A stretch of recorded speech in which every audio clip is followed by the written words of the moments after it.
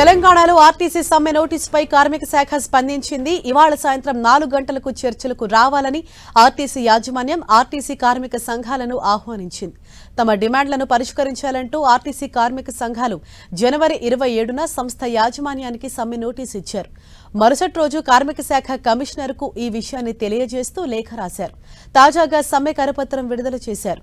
ఈ నేపథ్యంలో స్పందించిన కార్మిక శాఖ హైదరాబాద్లోని లేబర్ కమిషనర్ కార్యాలయంలో ఆర్టీసీ యాజమాన్యంతో నిర్వహించనున్న ఉమ్మడి సమావేశానికి రావాలని కార్మిక సంఘాలను కోరింది. మరోవైపు తెలంగాణ జాతీయ మజ్దూర్ యూనియన్ కూడా ఆర్టీసీ యాజమాన్యానికి సమ్మె నోటీసు ఇచ్చింది. బస్ భవన్లో యూనియన్ నేతలు ఆర్టీసీ ఈడీని కలిసి 19 డిమాండ్లతో సమ్మె నోటీసు అందజేశారు. కార్మిక శాఖ కమిషనర్కు కూడా సమ్మె నోటీసు ఇచ్చినట్లు తెలిపారు. ఆర్టీసీ యాజమాన్యం కార్మికులతో చర్చలు జరిపేందుకు దిగొచ్చింది. కార్మిక శాఖ మధ్యవర్తిత్వంతో టంగుటూరు అంజయ్య భవన్లో చర్చలకు ఆహ్వానించింది.